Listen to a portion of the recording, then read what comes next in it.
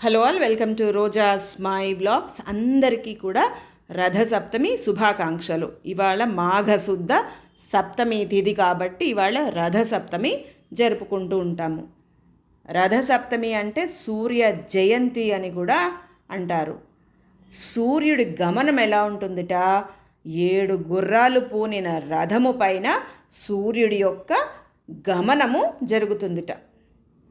ఆయన వెళ్ళే దారిని బట్టి, అంటే ఆ సూర్య గమనము ప్రకారము మనకి 2 ఆయనాలు ఉంటాయి, ఉత్తరాయణము, దక్షిణాయనము. సంక్రాంతి పండగ రోజు నుంచి ఉత్తరాయణ పుణ్యకాలము ప్రారంభమవుతుందన్నమాట. ఉత్తరాయణము ప్రారంభమైంది అని చెప్పడానికి రథసప్తమి అనే పేరు వచ్చింది ఇవాళ మాఘశుద్ధ సప్తమి తిథి రోజు అన్నమాట. సూర్యుడు అంటే ఎవరు? విష్ణువు యొక్క విభూతియే సూర్యుడు కదా. విష్ణువు యొక్క రూపమే సూర్యుడు. అందుకని సూర్యుడిని సూర్యనారాయణుడు అని కూడా పిలుస్తూ ఉంటారు. ఆదిత్య మండల మధ్యవర్తి కదా శ్రీమన్నారాయణుడు. ఆదిత్య మండలంలో మధ్యలో వెలిగిపోతూ ఉంటాడు. Centre of supreme planetary system, అక్కడ ఉంటాడు ఆయన విష్ణువు. మనము విష్ణు సహస్రనామ స్తోత్రములలోని 52వ పాదంలోని గభస్తినేమిహి అనే నామంలో కిరణచక్ర మధ్యలో సూర్యుడిలాగా జ్ఞాన కిరణాల్ని ప్రసరింపజేస్తూ ఉంటాడని చూశాము. అలాగే 60వ పాదంలో జ్యోతిరాదిత్య, ఆ నామానికి అర్థాన్ని ఏం చూసాము? సూర్యుడి యొక్క కాంతి మండలంలోని తేజస్సు కూడా తానే అయి ఉన్నవాడు అని చూసాము. అలాగే 69వ పాదంలో కేశవ అనే నామంలో ఏం చూసాము? తేజోమయమైన కాంతి కిరణాలను ఆ సూర్యుడికి విష్ణువే సంక్రమింపజేస్తున్నాడు. అందుకని కేశవుడు అంటారు విష్ణువుని అని చూసాము. ఆదిత్య మండల మధ్యవర్తి అయిన శ్రీమన్నారాయణుడి యొక్క రూపమే సూర్యుడు కాబట్టి సూర్యనారాయణుడు అని పిలుస్తూ ఉంటాం మనం సూర్యుడిని. ప్రత్యక్ష దైవము కదా, మనకి కనిపించే దైవము ఆ సూర్యనారాయణుడు. అందరూ కూడా రథసప్తమి రోజు సూర్యోదయం వేళ స్నానము కానీ జప అర్ఘ్య ప్రదాన తర్పణ దానాదులన్నీ కూడా చేస్తే ఎన్నో కోట్ల రెట్ల పుణ్య ఫలములను, ఆయురారోగ్య సంపదలను ఇస్తుందన్నమాట. ఈ సప్తమి తిథి చాలా పుణ్యమైన తిథి అన్నమాట.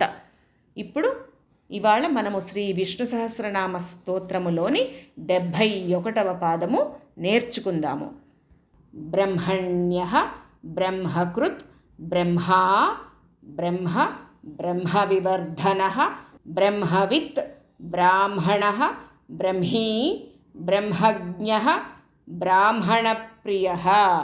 బ్రహ్మణ్యః హితాన్ని, మంచిని చేకూర్చేవాడు లేదా వృద్ధిని కలిగించువాడు. బ్రహ్మకృత్ తపోవేదాలను సృష్టించినవాడు లేదా బ్రహ్మను సృష్టించినవాడు. బ్రహ్మా చతుర్ముఖ బ్రహ్మగా తానే అన్నిటినీ కూడా సృష్టించినవాడు. బ్రహ్మ పరబ్రహ్మస్వరూపుడనమాట, సత్యస్వరూపుడు. ఈ బ్రహ్మం అనే దానికి లక్షణాలు ఎలా ఉంటాయట? సత్యము, జ్ఞానము, అనంతము. ఇవి బ్రహ్మము యొక్క లక్షణాలన్నమాట. అందుకని పరమాత్మను బ్రహ్మ అని అంటారు. బ్రహ్మ వివర్ధనః తపస్సు, వేదాలు, బ్రాహ్మణులు, జ్ఞానము ఇలాంటివన్నిటినీ కూడా వృద్ధి చేసేవాడు కాబట్టి బ్రహ్మ వివర్ధనః అని అంటారు. బ్రహ్మవిత్ వేదాన్ని, వేదార్థాన్ని తెలిసినవాడు. బ్రాహ్మణః బోధించువాడు.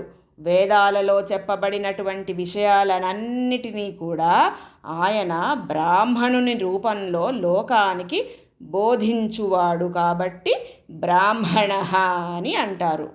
బ్రహ్మీ బ్రహ్మజ్ఞానస్వరూపుడనమాట.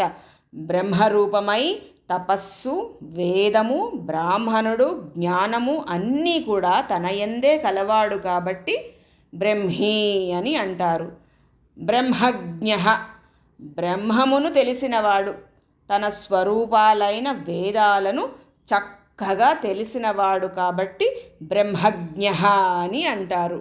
బ్రాహ్మణ ప్రియ బ్రాహ్మణులకు ప్రియమైన వాడు. బ్రాహ్మణులచే కోరబడువాడనమాట. పాదం మొత్తము చదువుదాము. బ్రహ్మణ్యో బ్రహ్మకృద్ బ్రహ్మా బ్రహ్మ బ్రహ్మ వివర్ధన బ్రహ్మవిద్ బ్రాహ్మణో బ్రహ్మీ బ్రహ్మజ్ఞో బ్రాహ్మణ ప్రియ. ఈ పాదాన్ని జ్యేష్ఠ నక్షత్రము 3వ పాదంలో పుట్టినవారు రోజు చదువుకుంటే మంచిది. రేపు 72వ పాదము నేర్చుకుందాము. Thank you for watching.